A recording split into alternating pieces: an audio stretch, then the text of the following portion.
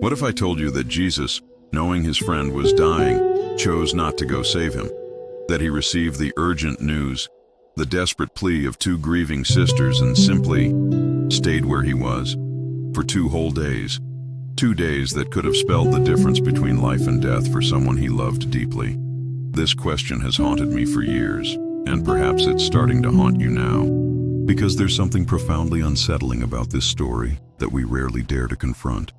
Jesus, who rushed to heal the servant of a centurion he barely knew, who stopped for crowds to touch a sick woman who had only grazed his robes, who paused in the middle of the road to give sight to blind men crying out for him. This same Jesus deliberately stayed away while his close friend lay in agony.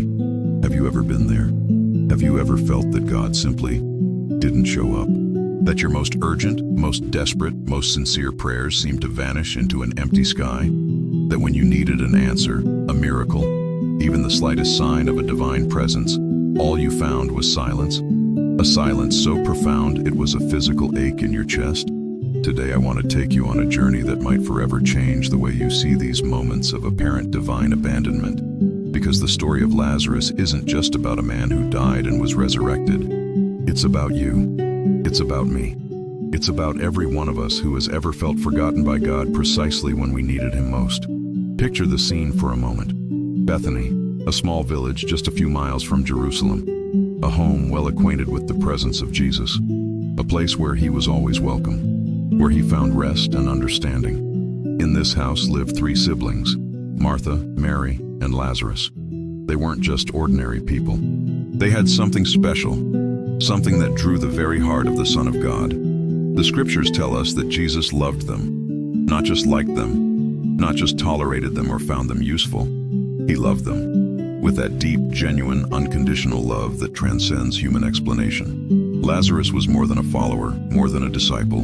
He was a dear friend, a confidant, someone with whom Christ could be completely himself, someone in whose presence he could let his guard down and simply exist. But then something terrible happened. Lazarus fell ill.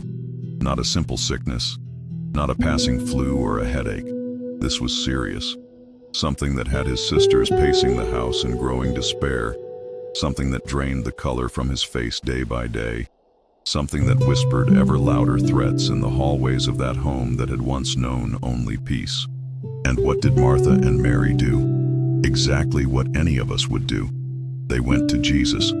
They sent urgent messengers, trusted people who knew where to find the Master. The message they sent was simple, direct, heavy with barely disguised desperation. Lord, the one you love is sick. Notice the beauty and the pain in that message. They didn't say, come quickly, or please help us, or we're desperate. No, they simply reminded Jesus of something he already knew. Lazarus was loved by him. It was as if they were saying, we don't need to tell you what to do. You love him. That's enough.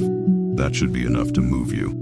And Jesus stayed where he was. Can you imagine the agony of the messengers returning empty-handed? Can you picture Martha's face when they arrived without the Master? Where is he? She must have asked, her eyes shining with hope. Did he say he's coming tomorrow? Tonight? Did he send a message? A word of comfort? And the answer must have landed like a stone in her stomach. He said not to worry. He said this sickness will not end in death. But he didn't come with us. Not end in death.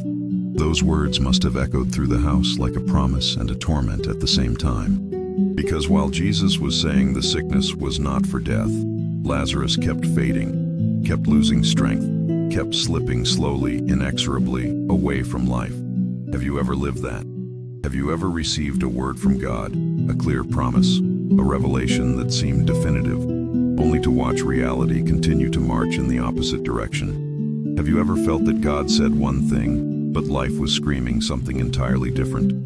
The hours crawled by like centuries in that house. Martha, ever practical, ever active, must have thrown herself into preparing home remedies, seeking local physicians, doing everything within human power. But every attempt hit the same wall. The illness was stronger than any earthly resource. And Jesus wasn't coming.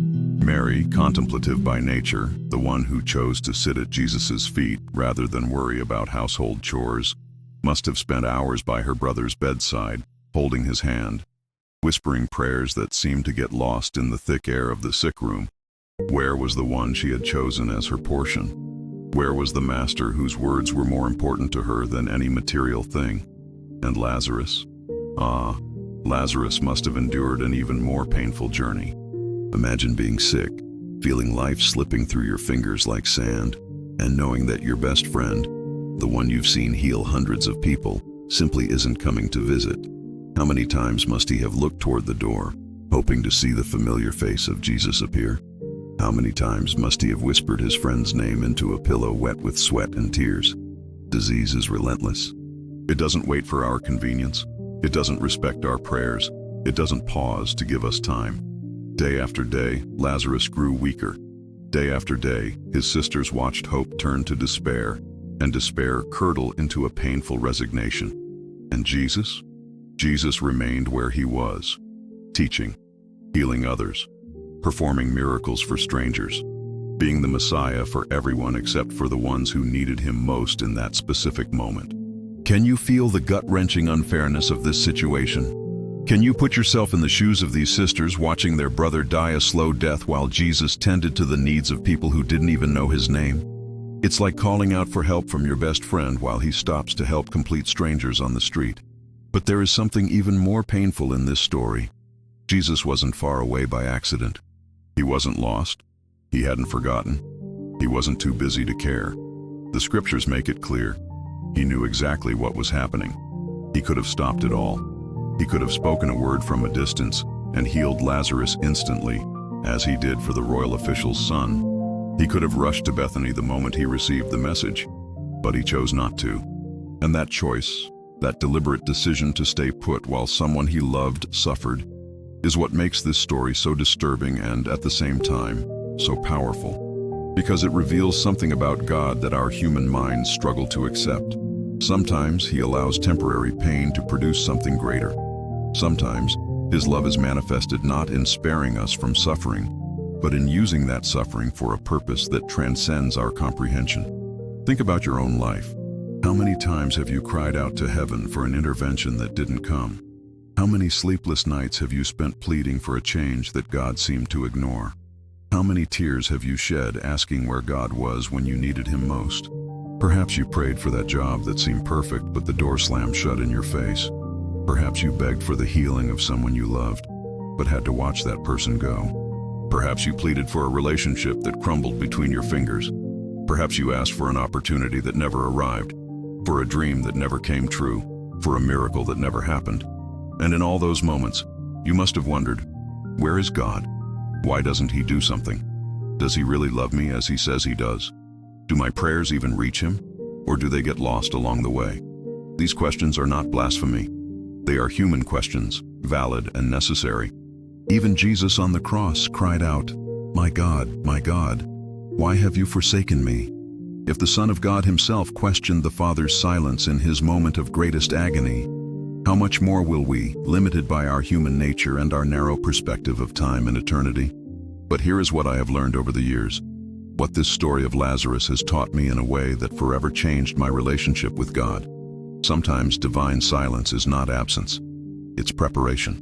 Sometimes what we interpret as abandonment is actually God positioning us for a miracle greater than we would dare to ask for.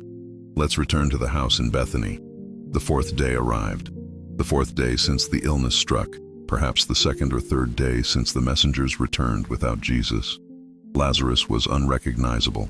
The fever had ravaged his body, the weakness had stolen his voice, the disease had overcome every natural defense of his system.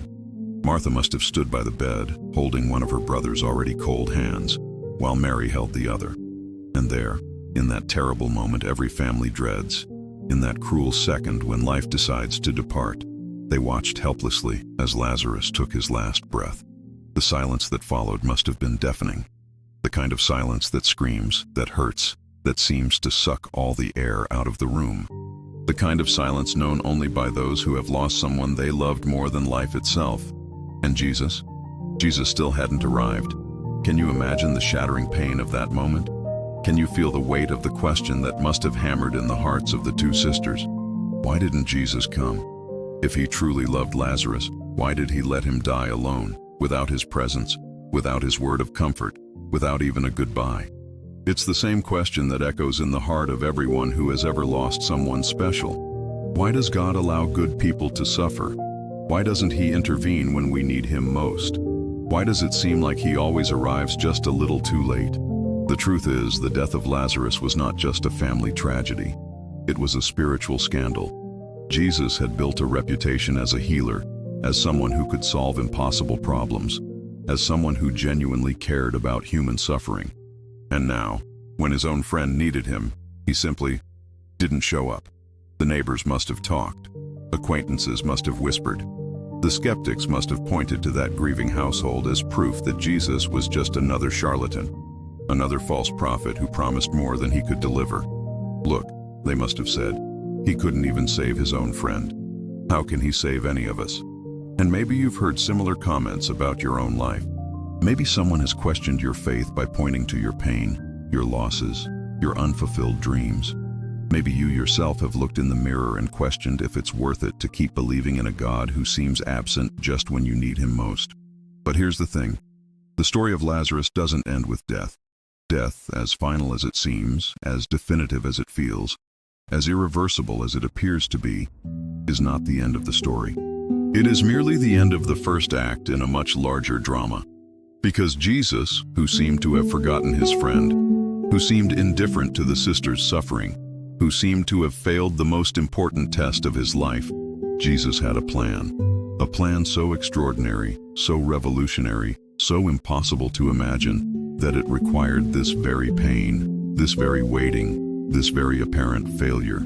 Sometimes God needs us to reach the end of our own strength so that we can experience the power of his. Sometimes he needs us to experience human impossibility so that we can witness divine possibility. Sometimes he allows our dreams to die so that he can resurrect them in an even more glorious way. Are you going through a moment where you feel God has arrived too late? Is there an area of your life that seems to have died while you waited for a miracle that didn't come? A relationship, a dream, an opportunity, a hope that you had to bury while you wondered where God was? If the answer is yes, then you are in the perfect place to understand what happened in Bethany over 2,000 years ago. You are in the perfect position to understand why Jesus sometimes allows us to experience the pain of loss before giving us the joy of restoration. Because the truth is this: God was not absent during those terrible days in Bethany. He was orchestrating. He was not ignoring the tears of Martha and Mary. He was preparing an answer that would be greater than anything they could have imagined. He had not forgotten Lazarus. He was planning to give him an experience that would transcend life itself.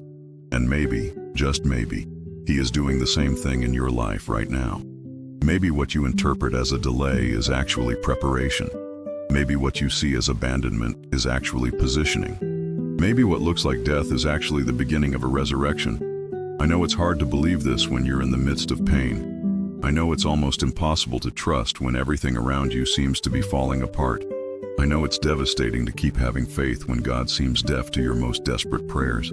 But I want to make you a promise today, based not just on this ancient story, but on the experience of millions of people throughout the centuries who discovered that God is a specialist in turning tragic endings into glorious beginnings. He is an expert at bringing life where there was only death, hope where there was only despair, possibility where there was only impossibility. Your story is not over. As final as the chapter you're living now may seem, as definitive as the door that closed in your life may feel, as irreversible as the loss you've suffered may appear, your story is not over. God is still writing. He is still working. He is still preparing something that will surpass your most optimistic expectations. Because the God who raised Lazarus after 4 days in the tomb is the same God who is working in your life today. The Jesus who wept with Martha and Mary is the same Jesus who is moved by your tears now. The Master who turned the funeral in Bethany into the greatest celebration that town had ever seen is the same one who can turn your mourning into dancing, your sorrow into joy, your loss into eternal gain. So, as we walk together through this journey of discovery, as we peel back layer by layer the mystery of Jesus' apparent delay, I want you to keep your heart open to the possibility that God is preparing something in your life that is bigger than you can imagine. open to the idea that his timing, even when it feels completely wrong to us, might be absolutely perfect from the perspective of eternity. Because if there's one thing this story teaches us, it's this: it's never too late for God. It's never too impossible for him. It's never too desperate for his intervention. He is the God of the impossible, the specialist in dead-end situations, the master of turning tragedies into triumphs. And today, at this very moment, as you hear or read these words, he is at work in your life. You may not be able to see him. You may not be able to feel him. You may not be able to understand him, but he is there. He is operating. He is preparing. He is orchestrating something that, when it is finally revealed, will make you understand why you had to wait, why you had to suffer, why you had to go through that season of apparent divine abandonment. I'd like to take a brief pause in our conversation, just for a moment. If this message has touched your heart and resonated with you, I invite you to leave a like. It's a simple gesture, but it helps us reach more people who, just like you, need a word of hope. And if you're not yet part of our community, please subscribe to the channel and hit the notification bell so you don't miss what's next. More than that, I have a special invitation for you. Think of someone you love who is going through a moment of pain or uncertainty. Share this with them. It could be the seed of hope they need to blossom. And finally, use the comments section to tell me what you felt. I truly want to hear about your experience and how this message touched your soul. Your comment is an important part of our journey, because if we learn anything from Martha and Mary, it's that we don't have to go through our pain alone. They had each other, and we have one another. The wait can be lonely, but it doesn't have to be isolating. And sometimes, it's precisely in fellowship with other hearts seeking God that we find the strength to keep waiting for the miracle he is preparing, especially for us. The journey of the human heart in the face of God's silence is one of the most universal and yet most solitary experiences we can endure. When we look at the days that followed Martha and Mary's desperate plea, when we watch Jesus deliberately choose to remain where he was while his friend wasted away, we are confronted with a reality that challenges our most basic understanding of divine love. Have you ever stopped to think about what it really means to wait for God?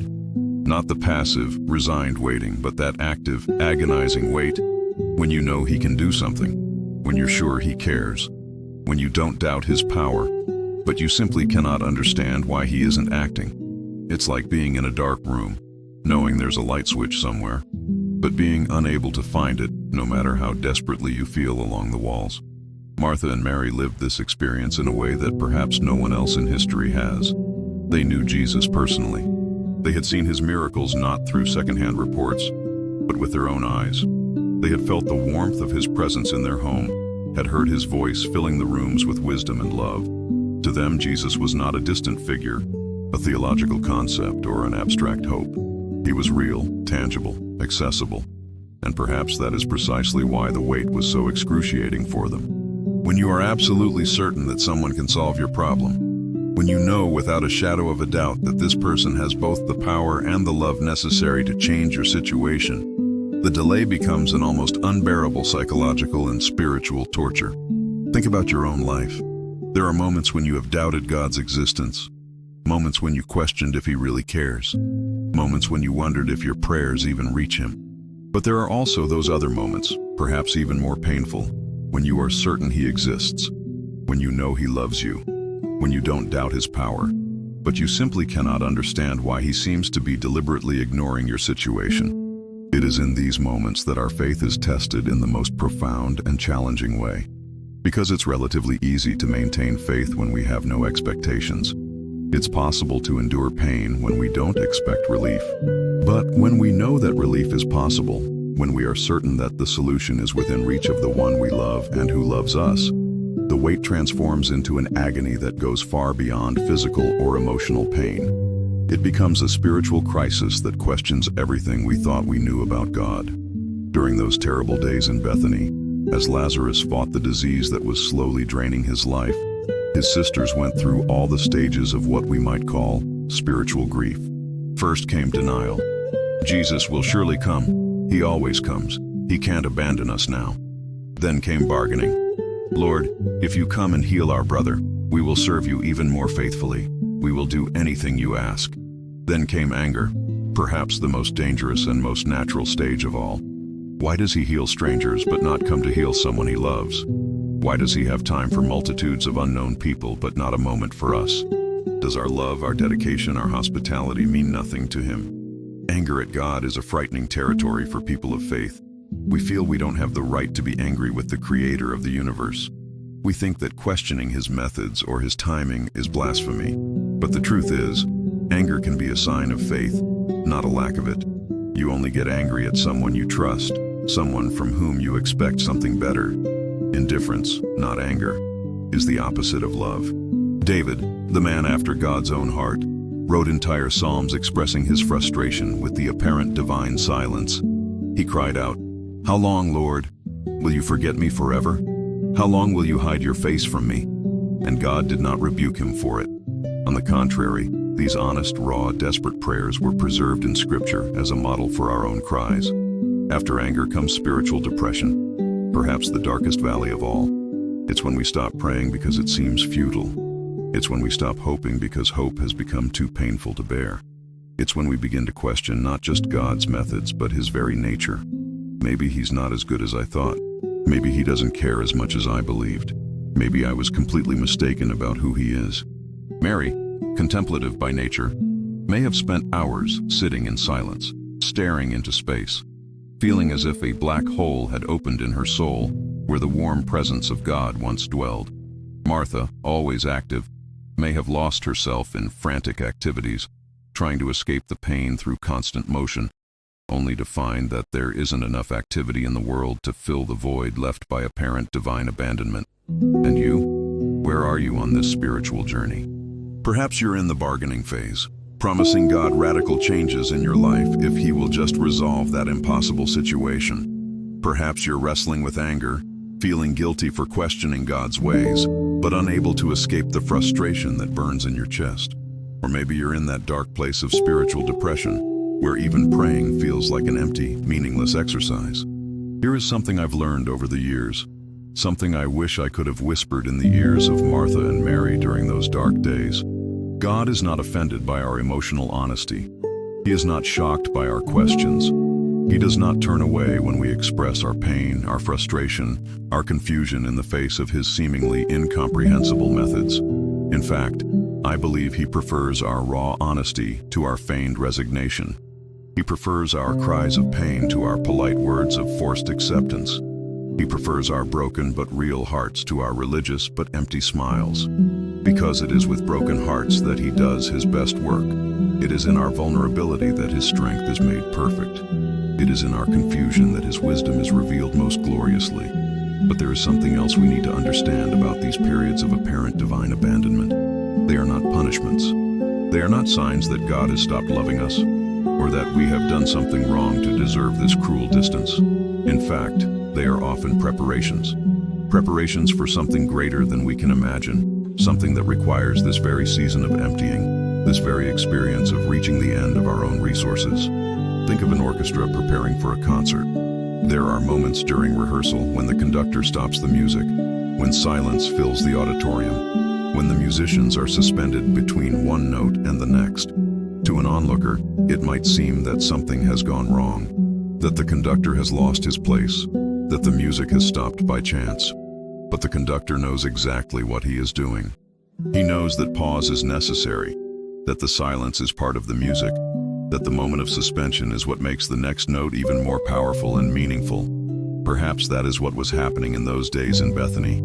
Perhaps Jesus, the conductor of the lives of Lazarus, Martha, and Mary, knew exactly when to pause, when to remain silent, when to allow the tension to build to the precise point where his intervention would have the maximum impact, not only on their lives, but on the lives of all who would witness what was to come. But here is the hardest part to accept. Sometimes, God allows us to experience real loss, real pain, real death, not as punishment or neglect, but as preparation for real resurrection, real joy, real life on a level we have never experienced before. Sometimes he allows our dreams to die so that he can resurrect them in an even more glorious way. Sometimes he lets our expectations be buried so that he can surprise us with a reality that infinitely surpasses anything we dared to imagine. Lazarus really died. It was not a prolonged faint, not a coma that looked like death. He truly crossed that final irreversible line that separates life from death. His body began the process of decomposition. His sisters had to make practical, painful choices about the funeral, the burial, the official mourning. They had to face the concrete, physical, irreversible reality of death. And Jesus still hadn't arrived. Can you imagine the pain this caused, not only in the sisters, but in the entire community? The people who had seen Jesus heal the paralyzed, give sight to the blind, raise the daughter of Jairus who had been dead for only a few hours, now saw the close friend of this same Jesus being carried to the tomb. Doubts must have spread like wildfire. Questions must have echoed through the streets of Bethany like a somber chorus of disillusionment. Death has a smell. It's not something we discuss in polite conversation, not something we like to admit. But anyone who has experienced the loss of someone very close knows that death leaves a sensory mark that goes far beyond what we can see. It's as if it impregnates the air with a mixture of emptiness and finality that touches all our senses in a way no other human experience can. When Lazarus took his last breath in that house in Bethany, when his lungs stopped drawing air and his heart ceased to pump life through his veins, something more than just him died.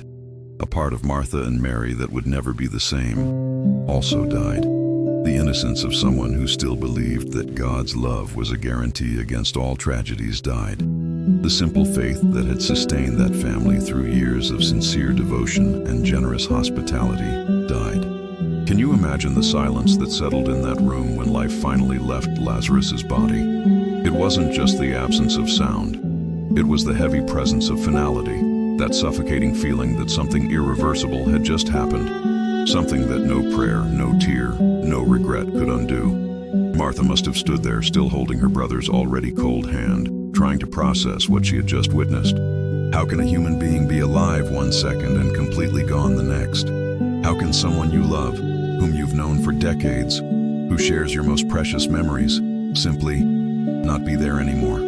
The body was still present, but the person, the essence, what made Lazarus Lazarus, had departed to a place where she could not follow.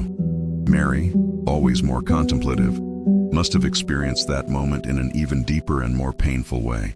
For her, who had chosen to sit at Jesus' feet and absorb every word he spoke about eternal life, about the kingdom of heaven, about the Father's infinite love, her brother's death must have felt like a cosmic betrayal.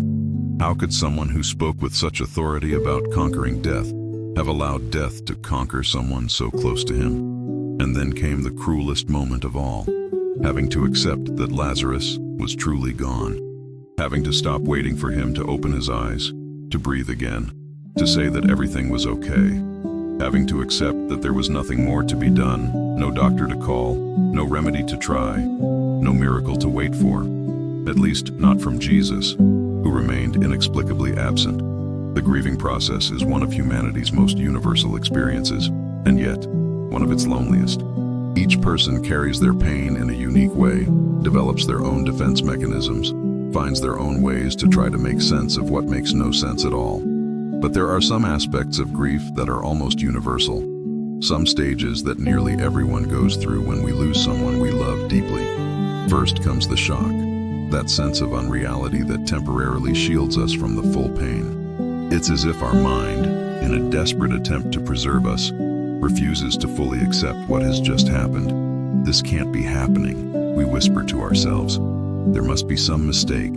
He's still there, he's just sleeping deeply. Martha, ever practical, must have immediately plunged into the necessary preparations for the funeral, washing the body, wrapping it in linen, arranging the spices to slow decomposition, notifying neighbors and relatives. Frantic activity as a desperate attempt to keep her mind occupied, to leave no room for reality to fully set in. Because when we stop, when we become quiet, that's when the pain truly catches up to us with all its devastating force. Mary, on the other hand, must have retreated into a profound silence, the kind of silence that isn't peace, but paralysis. When we lose someone we love very much, sometimes our soul simply refuses to function normally. The most basic activities of daily life become insurmountable mountains. Eating seems meaningless. Sleeping becomes impossible. Talking to other people requires an energy we simply no longer have. And then, inevitably, come the what-ifs. Those torturous questions that hammer in our minds like water droplets in a silent cave. What if we had called another doctor? What if we had sent the message to Jesus sooner? What if I had spent more time with him in his last days? What if I had said the right words, prayed the right prayers, had the right faith? The guilt that accompanies the death of a loved one is one of the heaviest burdens the human heart can carry. It's irrational most of the time, but no less real or painful for it. We torture ourselves with hypothetical possibilities, with alternative scenarios where our actions or omissions might have changed the outcome. Martha must have asked herself 1,000 times if she had done everything she could for her brother, if she had been a good sister, if she had shown enough love, if she had taken good care of him during the years of health that now seemed to have passed all too quickly. Mary must have questioned her own prayers, her own faith, her own ability to intercede properly for someone she loved so much. And both must have carried that heaviest question of all. Did we do something wrong that caused this tragedy? Is God punishing us for some sin we committed? Are we not worthy of the love and protection we thought we had? Death has this cruel ability to distort our perception of ourselves, of God, and of life. It whispers lies in our ears at the moments we are most vulnerable, most willing to believe any explanation, even one that unfairly blames us. Because sometimes it's easier to accept that we are guilty of something we can control than to accept that there are aspects of life that are completely beyond our control. The funeral preparations must have been a surreal experience for the two sisters. Choosing the linen, preparing the spices, deciding where to bury the body, receiving condolences from neighbors. Practical tasks that needed to be done while their souls were shattered, while their minds struggled to process a reality they refused to fully accept. And throughout this entire process, one question must have constantly echoed in their hearts. Where is Jesus? It was no longer a question of hope, as it had been in the first days of Lazarus's illness. Now it was a question heavy with pain, with confusion, perhaps even with an anger they dared not admit even to themselves. The funeral itself must have been one of the hardest days of the sisters' lives. Seeing their brother's body being carried out of the house where they had shared so many memories, so many meals, so many conversations. Seeing that body, which had once been full of life, of laughter, of human warmth, being taken to a cold, dark, final place. The walk to the tomb must have felt like the longest walk of their lives. Each step took them further from the last physical connection they had with Lazarus. Each yard covered made the loss they had suffered more real and irreversible. And yet, part of them must have secretly hoped that Jesus would appear at the last minute, that he would interrupt the funeral procession with a last-minute miracle. But Jesus didn't come. The sound of the stone being rolled to seal the tomb's entrance must have been like the blow of a hammer, sealing not only Lazarus's fate, but also the hopes that Martha and Mary still secretly cherished. That sound echoed in the depths of their souls like a final declaration. It's over. There's nothing more to wait for. There are no more miracles for this case. The story has come to an end. The days that followed the funeral must have been an experience of desolation that words cannot adequately describe. The house that was once full of life, of conversations, of laughter, was now enveloped in an oppressive silence that seemed to constantly whisper of Lazarus's absence. The empty place at the table, the bed no one slept in, the personal belongings no one had the courage to touch. And worse than all of that was the silence of God. Not just the physical absence of Jesus, but the growing sense that the entire heavens had closed to them, that their prayers no longer found an echo, that God had simply turned away from their lives at the moment they needed him most. Have you ever experienced that feeling? Have you gone through times when you felt that God had literally disappeared from your life? When you prayed, but your words seemed to hit the ceiling and fall back to you, empty? When you looked for signs of the divine presence, but found only silence, only emptiness, only the terrifying feeling of being completely alone in an indifferent universe? It is one of the most frightening experiences a person of faith can live through. Because when you build your entire life around the belief that God is present, that he cares, that he answers prayers, the feeling of divine abandonment shakes the very foundations of your existence. It's as if the ground beneath your feet has vanished, leaving you falling into a bottomless abyss. Martha and Mary must have struggled with thoughts that frightened them with their own audacity. Maybe we were wrong about Jesus. Maybe he isn't who we thought he was. Maybe all the miracles we saw were coincidences, or tricks, or our own desperate imagination. These are thoughts a person of faith hates to have, but they inevitably arise when reality seems to contradict everything we believed about God's character and methods. And then there is the specific loneliness of grief, a loneliness that persists even when we are surrounded by well-meaning people offering consolation. Because no one else knew Lazarus the way his sisters knew him. No one else had shared decades of memories with him. No one else felt his absence so acutely and constantly. Neighbors came to offer condolences, brought food, whispered words of comfort that sounded empty and inadequate. He's in a better place now. God must have needed another angel in heaven. At least he's no longer suffering. Well-intentioned phrases that fall like stones on an already shattered heart, because they reduce an irreparable loss to simple cliches that do no justice to the complexity of the pain we are feeling. Some people may have gone further and made even more hurtful comments, perhaps without realizing the impact of their words. Where was this Jesus you admired so much? If he really had power, your brother would still be alive. Maybe you didn't have enough faith. Maybe if you had prayed more, fasted more, believed more. Words that cut like razors, that plant seeds of doubt and guilt in hearts already weakened by pain. It's incredible how cruel people can be in the name of religion, how they can use our tragedy as an opportunity to validate their own theories about faith, about God, about spiritual cause and effect, as if our pain were a laboratory where they can test their theological hypotheses without considering that they are poking at open wounds, at souls already shattered by loss. But perhaps the worst of all was not the malicious or insensitive comments. Perhaps the worst was the constant silence of God, the absolute absence of any sign that he still cared, that he was still present, that he still had any plan for their lives beyond pain and desolation. During those 4 days that Lazarus spent in the tomb, Martha and Mary must have undergone a profound transformation in their understanding of faith, life, death, and God. They were forced to confront questions they would rather not ask, to accept realities they would rather deny, to live with mysteries they would rather solve. If God is love, why does he allow innocent people to suffer? If Jesus has power over sickness and death, why didn't he use that power to save someone he loved? If prayer really works, why were our most desperate prayers not answered? If we are children of God, why does he seem to have abandoned us when we needed him most? These are questions that have no easy answers. Questions that can shake the foundations of the most solid faith. Questions that force every person who believes in God to decide if they will continue to believe even when they don't understand, even when they see no sense, even when it seems God is not keeping his own promises. And maybe you are facing these same questions right now. Maybe you have gone through a loss that has shaken your faith in a way you never thought possible. Maybe you are struggling to reconcile what you believe about God with what you have experienced in real life. Maybe you are wondering if it's worth continuing to believe, to pray, to hope, when it seems that God doesn't answer, doesn't act, doesn't care. If that is the case, I want you to know that your questions are valid. Your doubts are not blasphemy. Your confusion is not a lack of faith. In fact, it could be the opposite.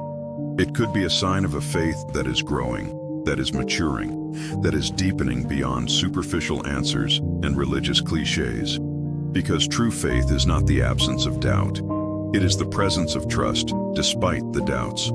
It is not having all the answers, but continuing to ask the questions. It is not never being shaken by circumstances, but choosing to continue believing even when circumstances seem to contradict everything we once believed. Martha and Mary were being prepared for a revelation that would forever change not only their lives, but the understanding of millions of people throughout history about the power, love, and methods of God. But to get to that revelation, they first had to pass through the valley of the shadow of death. They had to experience total despair. They had to reach the end of their own strength and expectations. Because sometimes it is only when we lose everything that we can receive something infinitely greater. Sometimes it is only when our human hope completely dies that we can experience divine hope in all its glory. Sometimes it is only when we reach the end of ourselves that we discover that God was just beginning. The death of Lazarus was not the end of the story. It was merely the end of the first act of a much larger drama. a drama that would reveal truths about God that were impossible to comprehend, while there were still human possibilities, while earthly resources still existed, while we could still solve things with our own strength. And maybe the situation you are going through now is not the end of the story either. Maybe it is just the end of a chapter, the closing of a cycle, the preparation for something new, something greater, something you cannot even imagine yet. Maybe God is using this season of loss, of pain, of apparent abandonment, to prepare you for a revelation of His love and power that will be all the more glorious, because it will be built on the rubble of your previous expectations. It is not easy to believe this when you are in the midst of pain. It is not simple to maintain hope when everything around you suggests despair. It is not natural to trust in God when He seems to have broken every promise you thought He had made. But perhaps it is right there, in that place of total impossibility, that God's most extraordinary miracles begin to manifest. If you've made it this far on the journey, leave your mark in the comments. What was the loss that shook your faith the most? How did you find the strength to continue? Your story might be exactly what someone else needs to hear today. Finally, Jesus arrived. Imagine the scene. 4 days had passed since Lazarus' death. 4 days of deep mourning, of agonizing questions, of a pain that seemed endless. The house in Bethany had become a sanctuary of sorrow, where every room whispered memories of the one who was no longer there, where every silence echoed the irreparable absence of a voice that would never be heard again. And then, when hope had been completely buried along with Lazarus, when the tears had already dried, leaving only scars on the soul, when the hearts of the two sisters had resigned themselves to the new reality of a life without their beloved brother, the news that no one expected anymore arrived. Jesus was on His way to Bethany, but it was different now. It was no longer the awaited arrival of the healer, the friend who would come to fix everything with a word of power. It was the late arrival of someone who had missed the opportunity to make a difference, someone who was arriving not for a miracle, but for a wake, or so everyone thought. Martha, always the most practical, always the first to act, went to meet Jesus before He even reached the village. We don't know exactly what went through her heart during that walk, but we can imagine the complex mix of emotions that must have overwhelmed her. Relief at finally seeing Him, anger that He had arrived too late, love that persisted despite the disappointment, pain that refused to be comforted by empty words. The encounter between Martha and Jesus must have been one of the most emotionally charged moments in the entire gospel narrative. Here was a woman shattered by loss, confronting someone she loved deeply, but also held responsible for her pain. Here was Jesus, seeing in the eyes of one of the dearest people in His earthly life the reflection of her suffering, but also her confusion and disappointment. Martha's first words reveal everything. "Lord, if you had been here, my brother would not have died." It was not a direct accusation, but it wasn't exactly an affectionate greeting either. It was the raw, honest expression of a pain that could not hide behind religious courtesies. It was the cry of a heart that had been broken not just by Lazarus' death, but by Jesus' apparent indifference to it. But then, something extraordinary happened. Even in pain, even in disappointment, even in questioning, Martha's faith found a way to express itself. "But I know that even now God will give you whatever you ask." It was as if she were saying, "I don't understand why you arrived late. I don't comprehend your methods. I can't fully process how someone who loves me allowed me to go through this pain. But still, I believe you are who you say you are. Still, I trust that you have power. Still, I hope you will do something." What an extraordinary declaration of faith. It was not a naive faith that had not been tested. It was a mature faith that had passed through the fire of pain and emerged scorched, but not destroyed. It was a faith that had learned to trust in the character of God, even when it could not understand the methods of God. And Jesus' response was as simple as it was revolutionary. "Your brother will rise again." Martha, conditioned by the traditional religious thought of her time, interpreted these words through the lens of Jewish eschatology. "I know he will rise again in the resurrection at the last day." It was a pious, theologically correct answer, but one that brought little comfort to an immediate pain, a present loss, a heart that was bleeding in the here and now. But Jesus was not talking about the distant future. He was not offering theological consolation for an existential pain. He was about to do something that would forever transform Martha's understanding of who He really was. of the true extent of his power, of the real limits of his authority. "I am the resurrection and the life," Jesus declared with an authority that must have echoed not only in Martha's ears, but throughout her entire being. "The one who believes in me will live, even though they die, and whoever lives by believing in me will never die." Do you believe this? Stop for a moment and consider the weight of that statement. Jesus did not say, "I know the way to the resurrection," or "I can pray for the resurrection," or "I hope in the resurrection." He said, "I am the resurrection."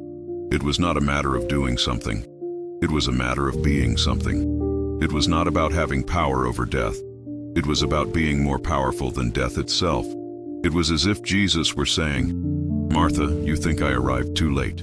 You think I missed the opportunity to make a difference in your brother's life. But here is something you need to understand. There is no too late for me.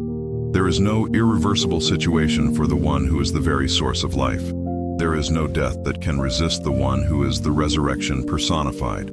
Martha's response to this extraordinary declaration reveals the depth of her faith and also the confusion of her understanding. "Yes, Lord, I believe that you are the Messiah, the Son of God who was to come into the world." It was a beautiful and true confession of faith, but one that still did not fully grasp what was about to happen. She believed in Jesus as the promised Messiah, as the Son of God, as the one who was to come. But she had not yet understood that these theological truths were about to manifest in a practical, immediate, undeniable way. After her encounter with Jesus, Martha hurried back to the house to call Mary. And here we see something beautiful.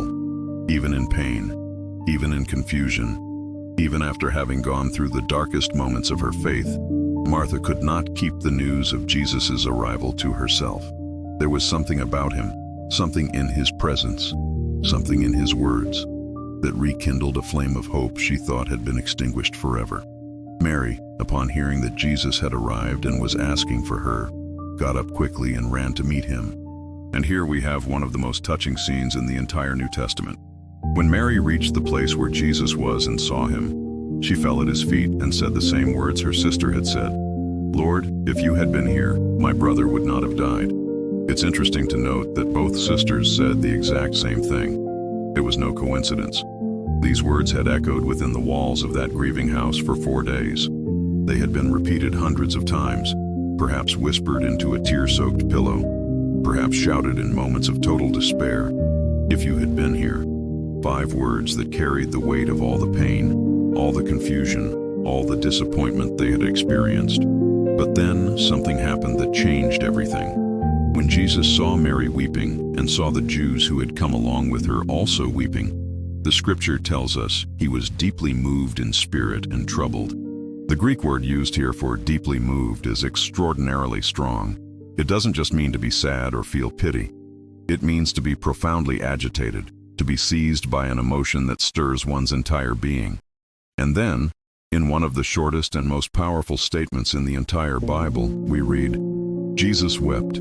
2 words that reveal more about the character of God than entire theological treatises.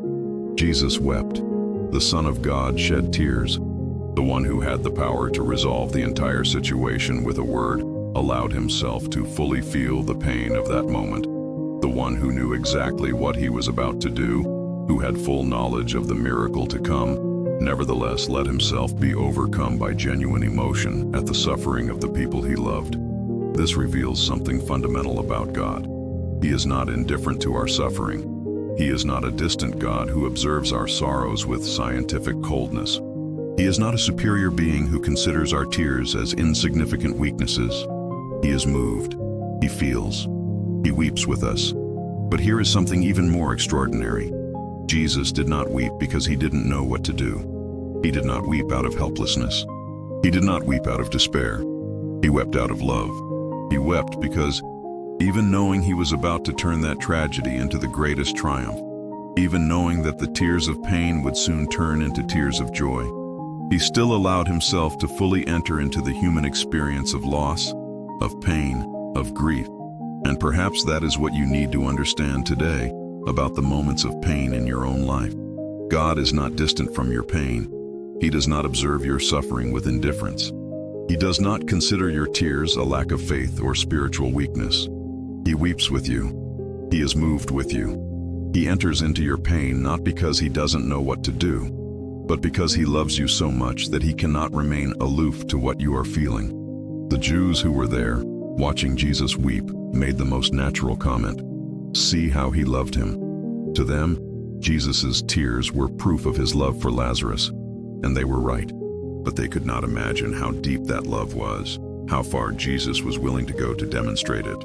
Some, however, made the comment that echoed in the hearts of many. Could not he who opened the eyes of the blind man have kept this man from dying? It was the same question that had tormented Martha and Mary for 4 days. The same question that still torments many people today. If God has power, why doesn't he always use it? If he cares, why does he allow suffering? If he can perform miracles, why do some miracles not happen? But Jesus was about to answer that question in a way no one expected. Where have you laid him? Jesus asked. And they replied, Lord, come and see. It was a somber invitation, an invitation to witness the finality of death, to see with their own eyes that some situations are irreversible, that some moments are definitive, that some losses cannot be undone. Or so they thought. The walk to the tomb must have been a surreal experience for everyone involved. Jesus walked with determination, but also with a solemnity that made it clear something significant was about to happen. Martha and Mary walked between hope and despair, not knowing exactly what to expect, but sensing that this would not be an ordinary moment of mourning. When they reached the tomb, Jesus said something that shocked everyone. Take away the stone. It was a simple command, but one that sounded absurd to anyone with a basic knowledge of death and decomposition. Lazarus had been dead for 4 days. In a hot climate like Palestine's, decomposition had already begun. Removing the stone would expose everyone to a nauseating odor. It would be an unnecessary desecration, an act that made no sense at all. Martha, ever practical, expressed exactly what everyone was thinking. But Lord, by this time there is a bad odor, for he has been there 4 days. It wasn't a lack of faith. It was realism. It was the honest recognition of a situation that had reached a point of no return, where reversal was no longer possible. But Jesus replied with words that revealed the purpose behind all that painful waiting. Did I not tell you that if you believe, you will see the glory of God? It was not a rebuke. It was a reminder that there are spiritual realities that transcend physical limitations, that there are divine possibilities that go beyond human impossibilities. And then, reluctantly, trembling perhaps more with anticipation than with fear, they removed the stone. What happened next defied all the laws of nature, all medical understanding, all human expectations. Jesus looked up to heaven and prayed a prayer that revealed something extraordinary about his relationship with the Father. Father, I thank you that you have heard me. I knew that you always hear me, but I said this for the benefit of the people standing here, that they may believe that you sent me. It was a prayer of anticipated gratitude, a prayer that assumed the miracle had already been granted before it was even manifested. It was a demonstration of a trust so complete in the Father that there was no room for doubt, for anxiety, for uncertainty. And then, with a voice that must have echoed not only in the tomb but throughout the village, not only on earth but in heaven and hell, Jesus shouted, Lazarus, come out. Imagine the silence that followed. Imagine the tension that gripped every person present. Imagine the moment suspended in time when the impossible was being tested, when the absurd was being challenged to become reality. And then, Lazarus came out, not as an ethereal ghost, not as a spiritual apparition, not as a collective hallucination. He came out as a living, breathing man, with a beating heart, with blood running through his veins, still wrapped in the burial cloths, still bound by the strips that had been used to prepare his body for burial, but unequivocally, undeniably, miraculously alive.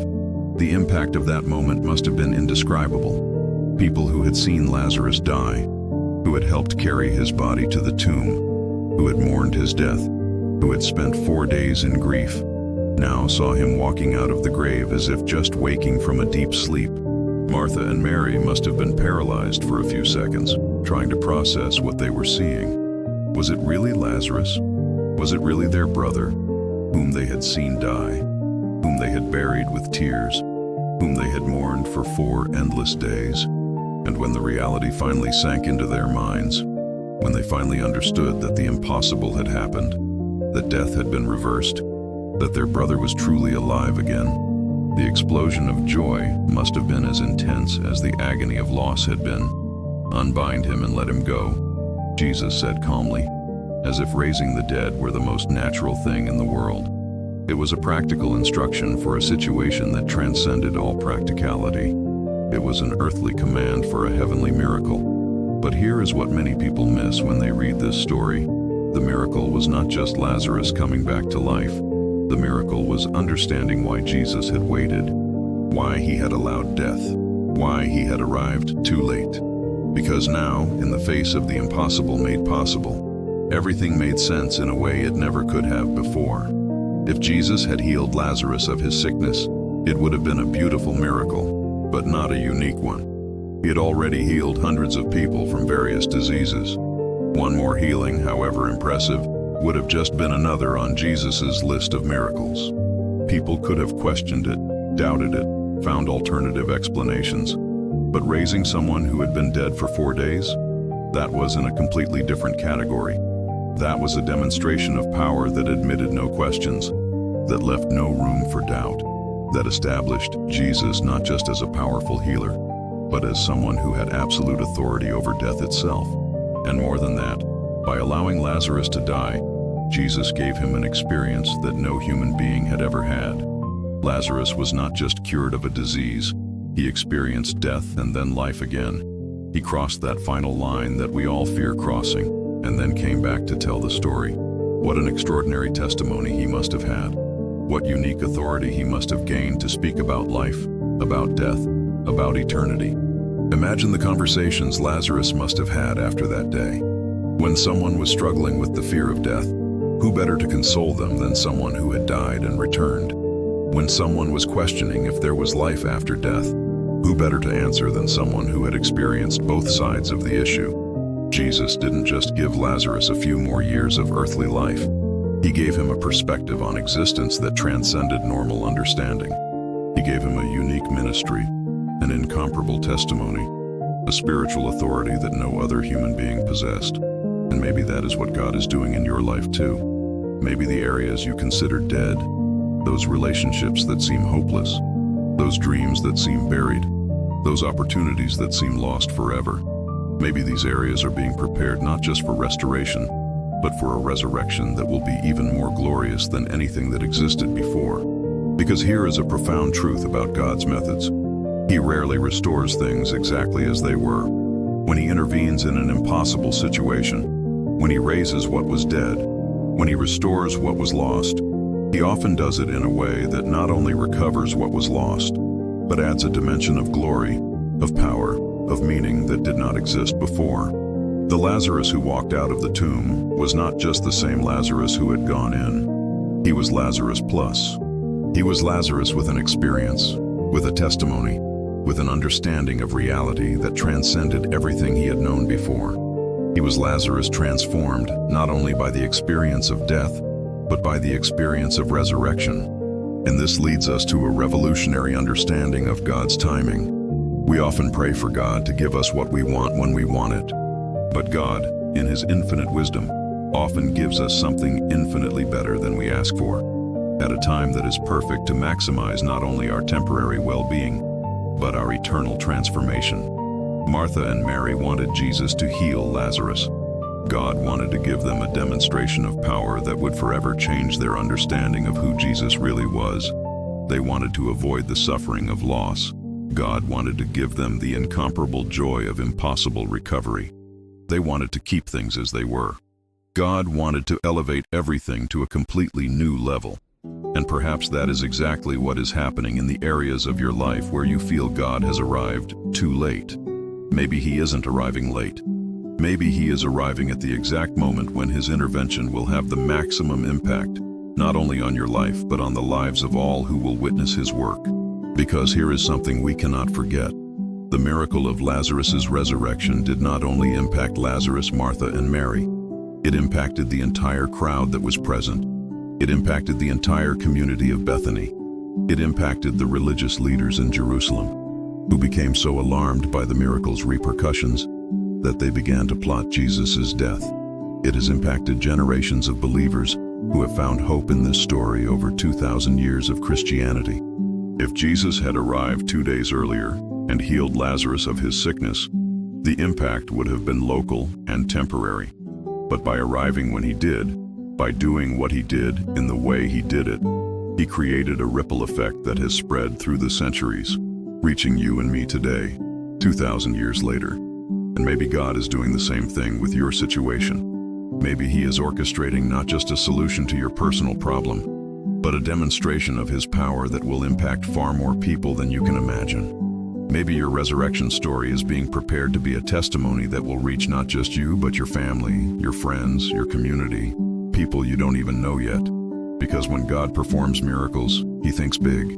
When he intervenes in impossible situations, he is not just interested in solving an individual problem. He is interested in demonstrating his nature, his power, his love in a way that glorifies his name and strengthens the faith of many. The resurrection of Lazarus teaches us that it is never too late for God. It doesn't matter how long a situation has seemed dead. It doesn't matter how irreversible a loss seems to be. It doesn't matter how impossible a restoration appears. For God, who is the resurrection and the life itself, there is no situation that is beyond the possibility of reversal, of restoration, of resurrection. But it also teaches us that God's timing is perfect, even when it seems completely wrong to us. His perspective is eternal, while ours is temporal. His goal is maximum glory, while ours is often immediate comfort. His methods are often the opposite of our methods, but his results are always superior to our results. So, if you are going through a season where you feel God has arrived too late, where it seems he has missed the opportunity to make a difference in your situation, where some area of your life seems to have died while you waited for a miracle, remember Lazarus. Remember that the God who raised a man dead for 4 days is the same God who is at work in your life today. Remember that the one who turned the saddest funeral in Bethany into the most joyful celebration that town had ever witnessed can turn your tragedy into triumph, your loss into gain, your death into resurrection. And remember that when God finally acts in your situation, and he will act because he is faithful to his promises, he will not just do what you ask. He will do something infinitely greater, something that will surpass your most optimistic expectations, something that will make you understand why you had to wait, why you had to go through the pain, why you had to experience the apparent death before you could witness the glorious resurrection. Because the God we serve is a specialist in happy endings that surpass any fairy tale. He is a master of turning tragedies into triumphs.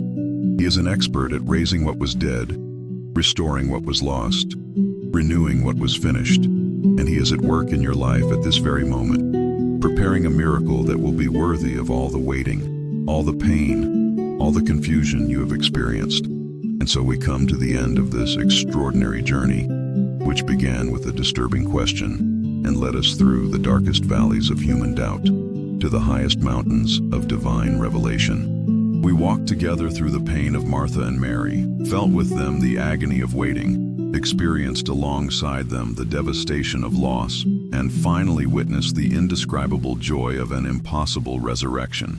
When we began this conversation, we were faced with a mystery that challenged our most basic understanding of God's love. How can one who loves allow those he loves to suffer?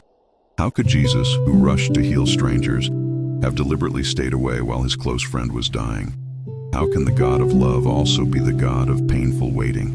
Now, after having walked together through every stage of this extraordinary story, we can see that those questions, which seemed to accuse God of indifference, actually revealed the incomprehensible depth of his love. We can understand that what we interpreted as abandonment was actually preparation. We can see that what we viewed as cruelty was in fact wisdom operating in dimensions our limited minds could not grasp. The story of Lazarus teaches us that God's love does not always manifest in the way we expect or in the timing we prefer. Sometimes divine love reveals itself not in sparing us from pain, but in using pain to produce something infinitely more glorious than we could have imagined. Sometimes, God demonstrates his love, not by giving us what we ask for when we ask for it, but by giving us something immeasurably better at the perfect moment, to create the greatest impact on our lives and the lives of those around us. Jesus did not arrive late in Bethany.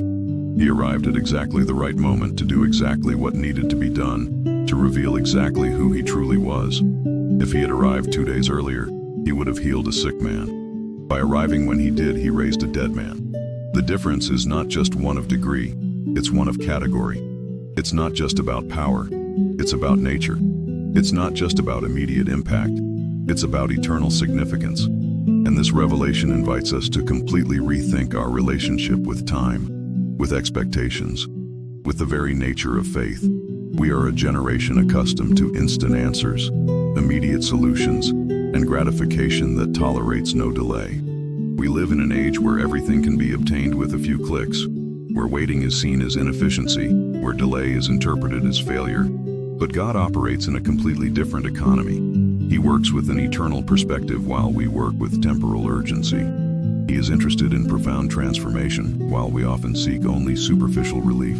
He plans for maximum glory while we often ask for only minimal comfort. This does not mean that God is indifferent to our present pains or that he takes pleasure in our suffering.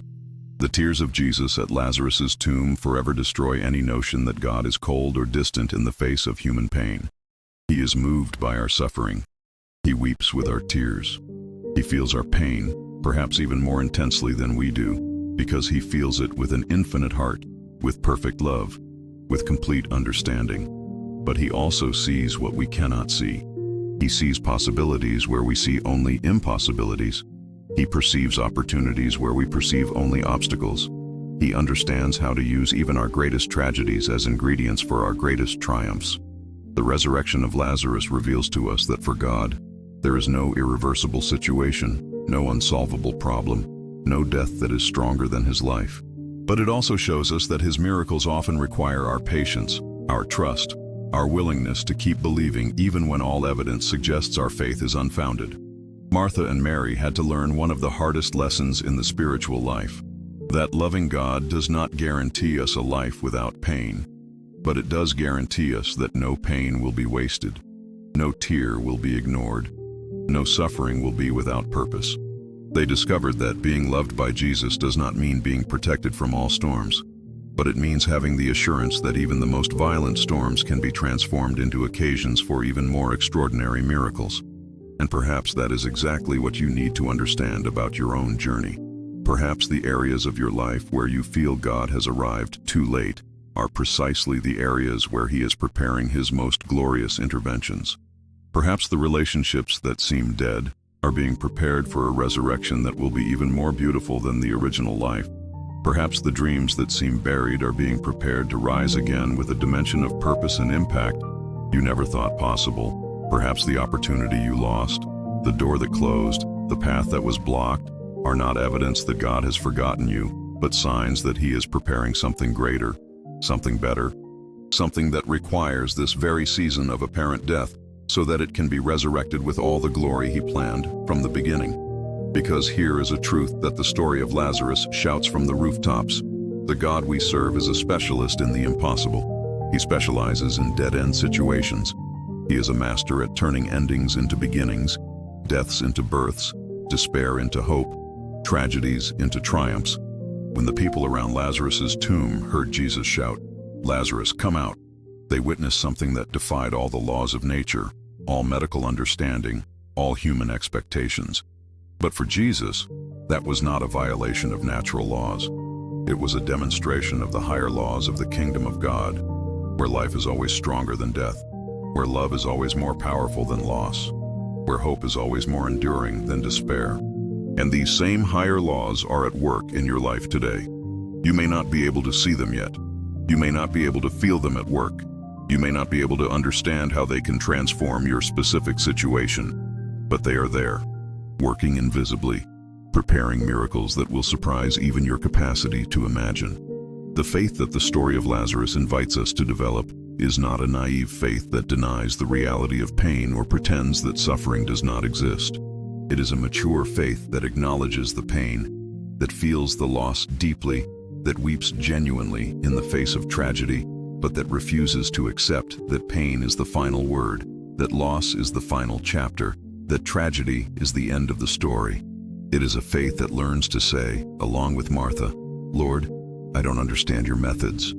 I don't understand your timing. I can't fully process how your love manifests through the pain you allow. But still, I believe you are who you say you are.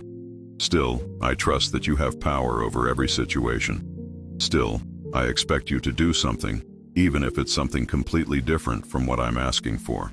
It is a faith that learns to weep as Jesus wept, to be genuinely moved by suffering, not to fake a superficial spirituality that denies the harsh realities of life, but at the same time refuses to let those realities have the final say about who God is and what He can do. It is a faith that learns to wait not passively, but actively, not with resignation, but with hope, not with despair disguised as patience, but with genuine expectation that God is working, even when we can see no evidence of His activity. Because here is something that may be the most important lesson of this entire journey. God is always at work. Even when He seems silent, He is orchestrating. Even when He seems absent, He is positioning. Even when it seems He has arrived too late, He is arriving at the exact moment when His intervention will have the maximum impact. The 4 days that Jesus stayed away while Lazarus was dying were not days of divine inactivity. They were days of intense preparation. They were days when God was aligning people, circumstances, timing, hearts, minds, expectations. They were days when He was preparing not just a miracle, but the perfect context for that miracle to have the maximum impact on the lives of everyone involved. And perhaps that is exactly what is happening in the areas of your life where you feel God is taking too long to act. Maybe He is not delaying. Maybe He is preparing. Maybe He is aligning elements you cannot even see, people you do not even know yet, opportunities that have not yet arisen, possibilities that have not yet manifested. Maybe He is orchestrating a symphony of circumstances that, when they finally harmonize, will produce music so beautiful, so powerful, so transformative, that it will make you understand why every note of pain was necessary, why every rest of silence was crucial, why every moment of dissonance was preparatory for the final harmony. The resurrection of Lazarus was not just the return of a man to life. It was a cosmic declaration that life is stronger than death, that love is more powerful than loss, that hope is more enduring than despair. It was a preview of the resurrection of Jesus that would come later, which in turn became the guarantee of our own future resurrection. It was a link in a chain of miracles that extends from eternity past to eternity future, connecting all divine interventions into a single narrative of redemptive love. And you are part of that narrative. Your story, your struggles, your pains, your victories, your apparent defeats, and your real triumphs. All of this is part of the grand story that God is telling through humanity. You are not a secondary character in a play about other people. You are a protagonist in a divine epic that has eternal dimensions. The situations in your life that seem unsolvable are not evidence that God has lost control of the narrative. They are opportunities for Him to demonstrate once again that there is no situation beyond His reach, no problem greater than His power, no impossibility that can withstand His creative word. When Jesus shouted, "Lazarus, come out," He was not just calling a dead man back to life. He was demonstrating that His voice has authority over all the forces that oppose life, love, hope, and joy. He was declaring that not even death has the power to resist when He decides it is time for someone to live again. And that same voice, with that same authority, is speaking over your life today.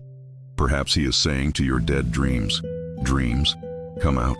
Perhaps He is saying to your seemingly hopeless relationships, "Relationships, come out."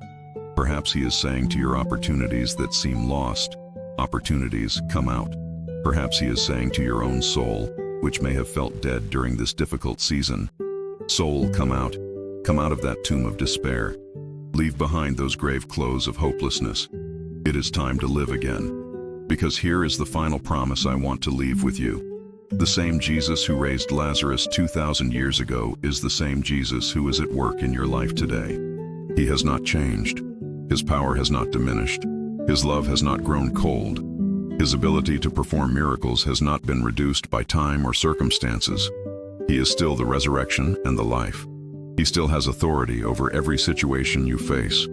He is still capable of turning your tragic endings into glorious beginnings.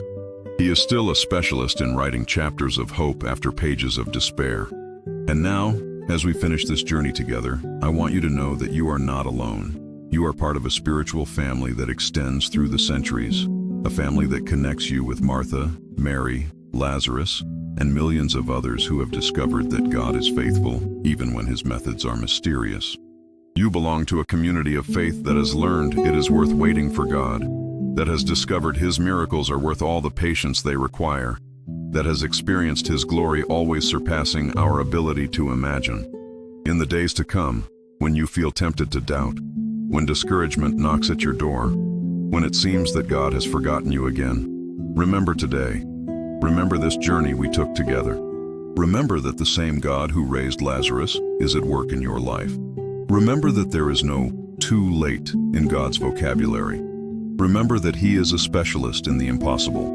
Remember that he has a tendency to show up at the exact moment when his intervention will have the maximum impact, and when the miracle finally happens in your life, and it will happen, because God is faithful to his promises. When you witness the resurrection of what seemed forever dead, when you experience the restoration of what seemed hopelessly lost, when you behold the transformation of what seemed impossible to change, remember to share that joy with others. Become, as Lazarus became, a living witness to God's power over impossible situations. Tell your resurrection story to others who are going through the death of their own dreams. Share your experience of a wait that was worth it with others who are struggling to maintain faith during their own seasons of divine silence. Because that is how the kingdom of God expands, through the stories of ordinary people who have experienced the extraordinary power of a God who never gives up, who never arrives too late, who never considers a situation too impossible for his intervention. May the peace of God, which surpasses all understanding, guard your heart and your mind. May the hope that does not put us to shame fill your soul. May the certainty of God's unconditional love be the foundation upon which you build all your future days. And may you live each day with the joyful expectation of someone who knows they serve a God of resurrections, a God of impossibilities, a God who is always preparing miracles even greater than anything we have ever seen. You are loved. You are valued. You are part of a story much bigger than you can imagine. And the best of your story is yet to come. Where is the great healer now? Where is the one who said that death had no power over him? Why does he save strangers but let his own friend die? Was everything we saw an illusion? Were we wrong about who he really is? And perhaps you too have faced similar questions. Perhaps you have had to deal not only with your own pain, but with the well-intentioned but devastating questions of friends and family who don't understand how you can continue to believe in God after what you've been through.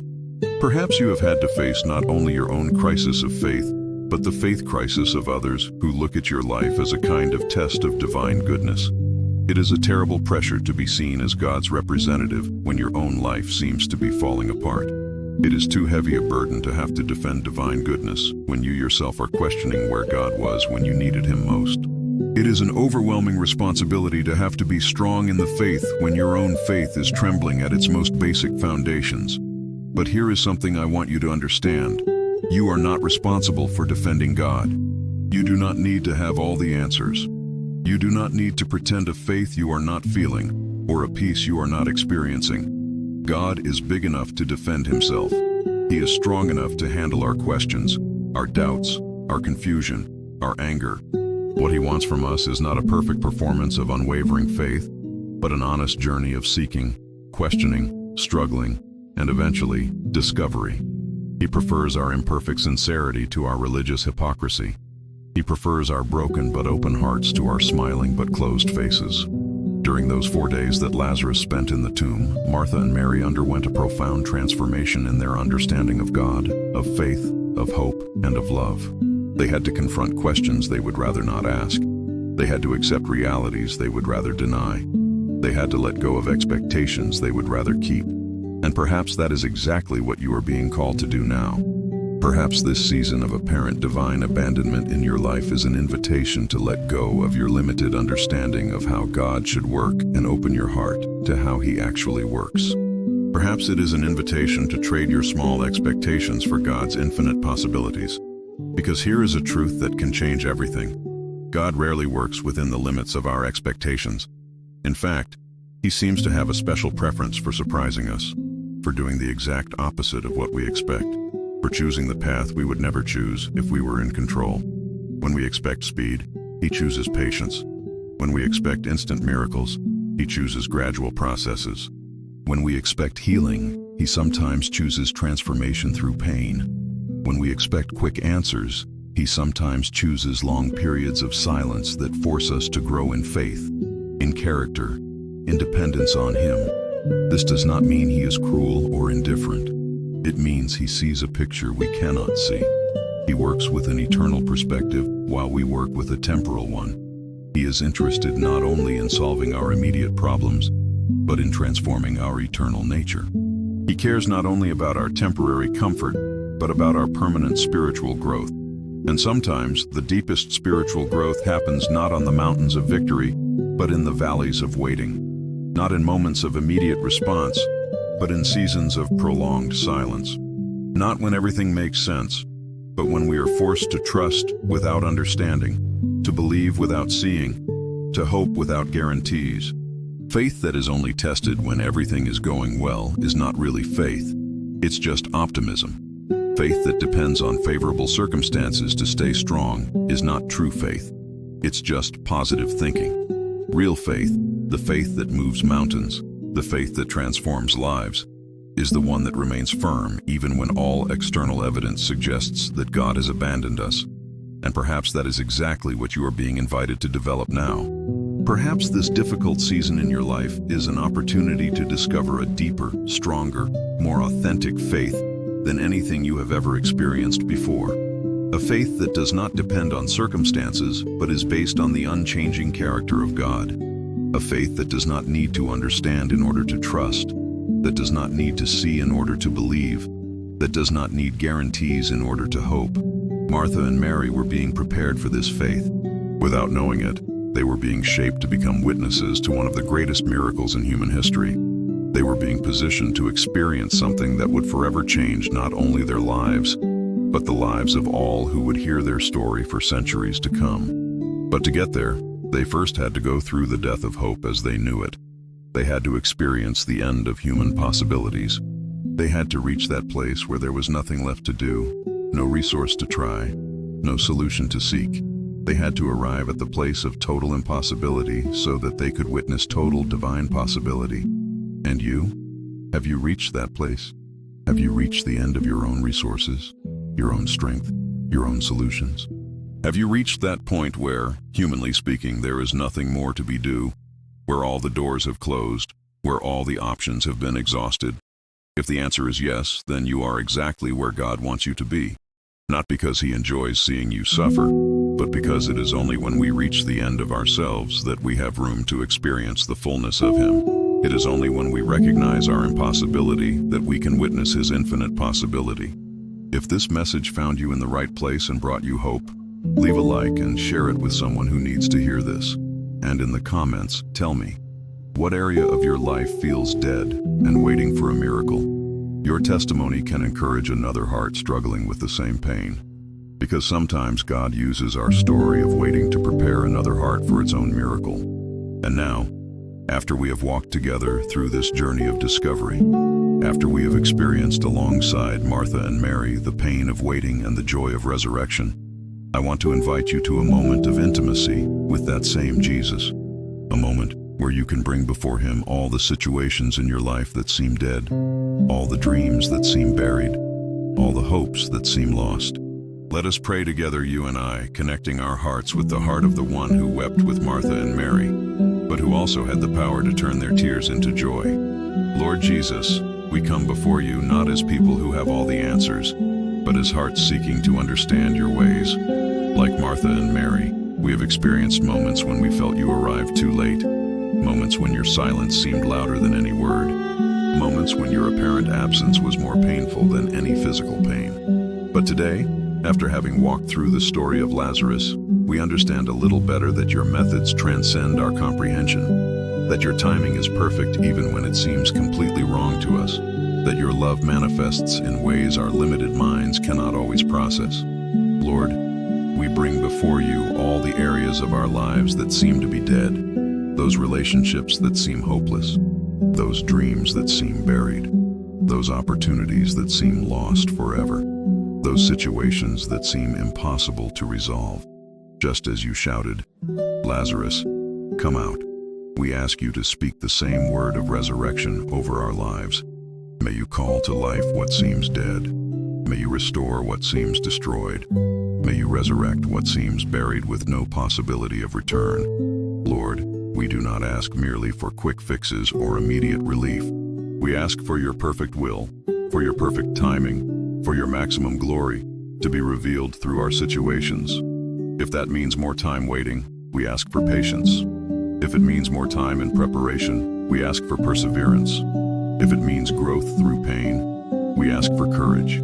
But above all, Lord, we ask for faith. Faith to keep believing even when we cannot see. Faith to keep hoping even when circumstances suggest despair. Faith to keep trusting in your character even when we cannot understand your methods. Thank you, Lord, because you are not indifferent to our tears. Thank you for weeping with us. Thank you for feeling our pain even when you know you are preparing something better. Thank you because your love is shown not only in sparing us from pain, but in using pain to produce glory. And now, Lord, we place our situations in your hands. Not our solutions, but our situations. Not our plans, but our lives. Not our expectations, but our hearts. Do with our lives what you did with Lazarus. Turn death into life, despair into hope, an end into a beginning. In your powerful and loving name, we pray. Amen.